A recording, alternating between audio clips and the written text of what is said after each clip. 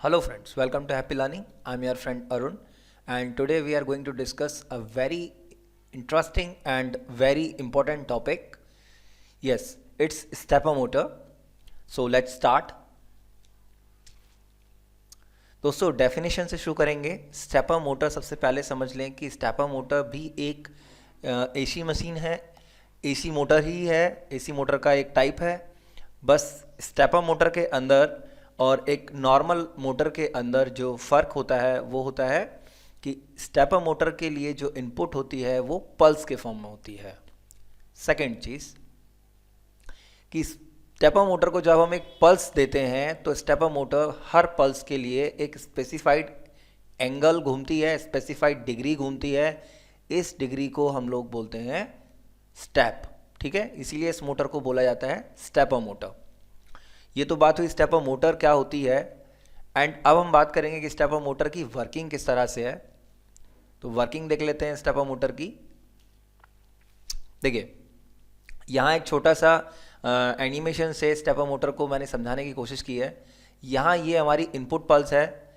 जब भी हम एक इनपुट पल्स देंगे, ये इनपुट पल्स स्क्वायर पल्स हो सकती है या एक साइनसॉइडल वेव.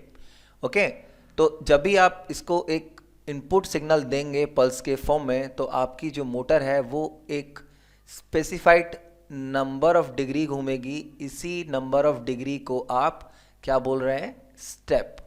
ठीक है, स्टेपर मोटर इंडस्ट्रियली जब भी आपको देखने को मिलेगा तो कुछ ऐसा हो सकता है. ठीक है, तो अभी बात करेंगे टाइप ऑफ स्टेपर मोटर कि स्टेपर मोटर हमारे कितने तरह के होते हैं. दोस्तों स्टेपर मोटर 3 तरह की होती है. मेनली हम इसको डिवाइड कर सकते हैं 3 भागों में. फर्स्ट पार्ट है हमारे पास जो पहले टाइप का स्टेपर मोटर होता है उसे हम बोलते हैं परमानेंट मैग्नेट स्टेपर मोटर, या शॉर्ट में हम इसको बोल देते हैं कभी कभी PMSM. नेक्स्ट है हमारे पास वेरिएबल रिलक्टेंस मोटर एंड इसी को हम शॉर्ट में बोलते हैं VR स्टेपर.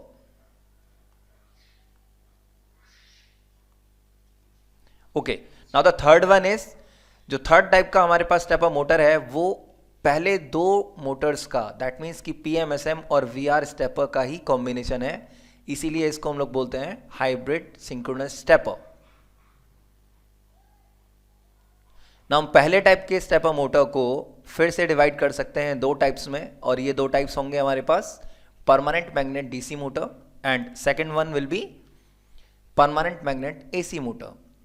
अब हम पहले 3 को, that means permanent magnet stepper motor, variable stepper motor and hybrid stepper motor को डिस्कस कर लेते हैं थोड़ा थोड़ा. तो चलिए स्टार्ट करते हैं परमानेंट मैग्नेट स्टेपर मोटर से.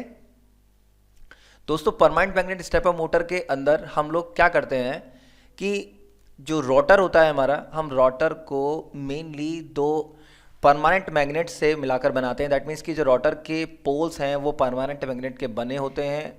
और मोटर का वर्किंग प्रिंसिपल इस बात पर निर्भर करता है कि जब हम अपनी फील्ड वाइंडिंग को एनर्जाइज करेंगे तो वो हमारे रोटर के पोल्स को या तो अट्रैक्ट करेगा या तो उनको रिपल्स करेगा. दैट मीन्स या तो उनको अपनी ओर खींचेगा, आकर्षित करेगा, या तो उनको प्रतिकर्षित करेगा, जिसकी वजह से हमारी मोटर रोटेट करने लगेगी. ठीक है, तो इसी वजह से इस मोटर को बोला जाता है परमानेंट मैग्नेट स्टेपर मोटर, क्योंकि रोटर का फॉर्मेशन हमने किया है परमानेंट मैग्नेट की हेल्प से एंड फील्ड की वाइंडिंग्स को हम एनर्जाइज कर रहे हैं इलेक्ट्रिकल फील्ड की वजह से, इलेक्ट्रिकल फील्ड की हेल्प से. ठीक है, अब परमानेंट मैग्नेट स्टेपर मोटर मैंने आपको बताया 2 तरह के होते हैं.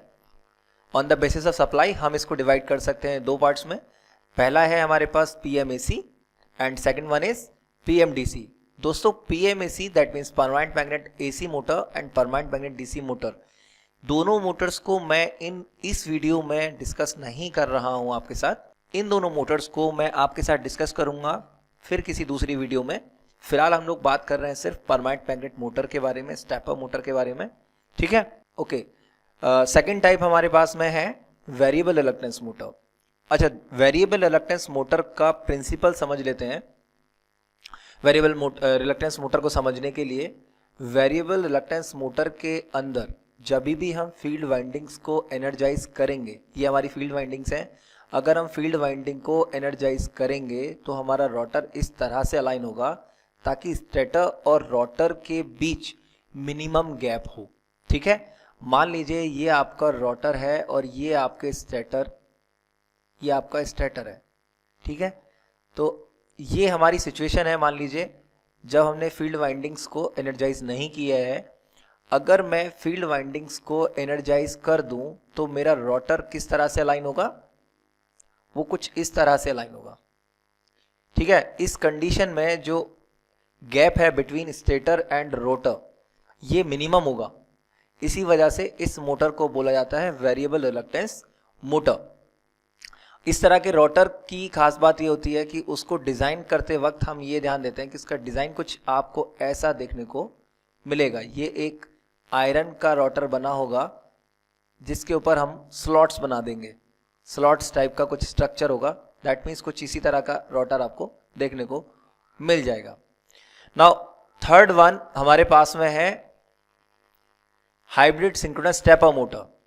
अब हाइब्रिड स्टेपर मोटर को समझने के लिए हमें पहले दो permanent magnet motor and variable reluctance motor को अच्छे से समझना होगा, क्योंकि हाइब्रिड सिंक्रोनस स्टेपर मोटर के प्रॉपर्टीज पहले दो मोटर्स के प्रॉपर्टीज का कॉम्बिनेशन होती है, और इस तरह की मोटर को सिर्फ हम इसलिए बनाते हैं ताकि हम मैक्सिमम पावर अचीव कर सकें।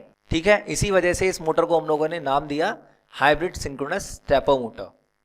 दोस्तों अब बात कर लेते हैं स्टेपर मोटर के एडवांटेजेस की।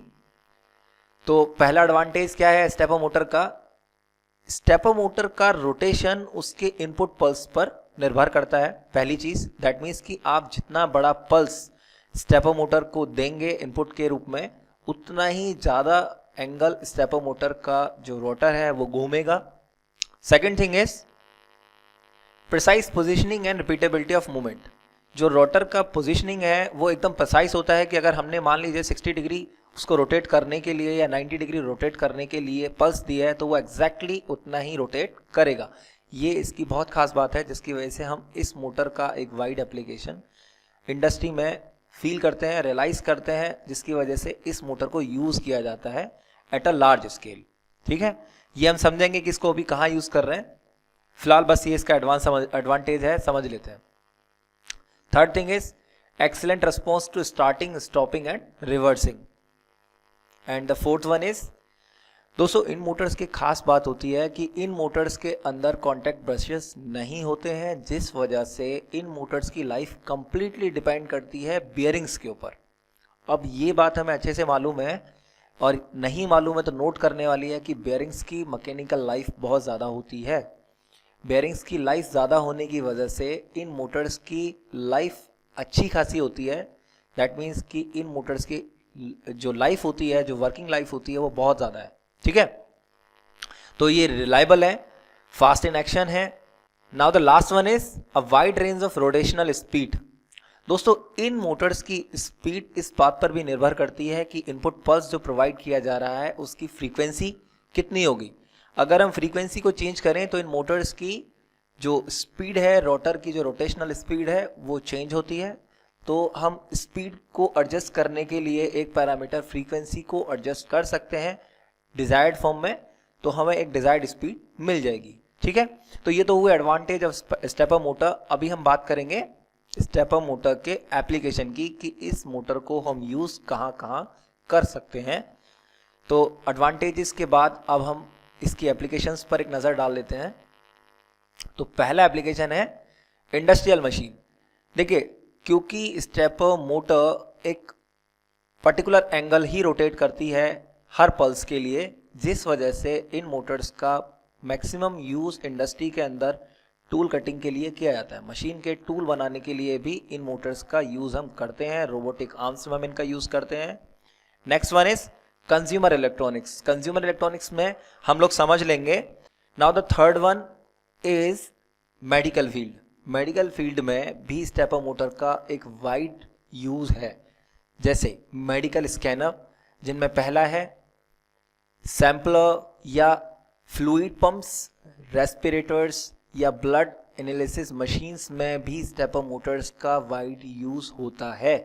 ठीक है दोस्तों, तो ये तो थी बात स्टेपर मोटर्स के एप्लीकेशंस, और हमने समझे इसके advantage, types and stepper Motors क्या होती है। आशा करता हूँ कि आज की वीडियो आपको पसंद आई होगी। वीडियो आपको कैसा लगा आप मुझे कमेंट करके ज़रूर बताइएगा। अगर वीडियो आपको पसंद आए तो दोस्तों आपसे रिक्वेस्ट है कि लाइक ज़रूर कीजिएगा, और अगर अभी तक आपने मेरा चैनल सब्सक्राइब नहीं किया है तो प्लीज़ मेरा चैनल ज़रूर सब्सक्राइब कर लें, क्योंकि इस चैनल पे मैं आपके लिए इसी तरह की वीडियो लाता रहता हूँ जिससे आपका ज्ञान, आपका नॉलेज बढ़ता रहेगा। दोस्तों साथ ही एक और रिक्वेस्ट आपसे करूँगा कि अगर आपकी कोई क्वेरी है तो आप प्लीज़ मुझे कमेंट करके बता सकते हैं। मैं कोशिश करूँगा कि जल्दी से जल्दी आपके क्वेश्चंस का आंसर दूँ। इसी के साथ मैं आपसे विदा लेता हूँ। जल्दी ही मिलता हूँ आपसे एक नई वीडियो में। तब तक के लिए मुझे इजाज़त दें और अपना ख्याल रखें। नमस्कार।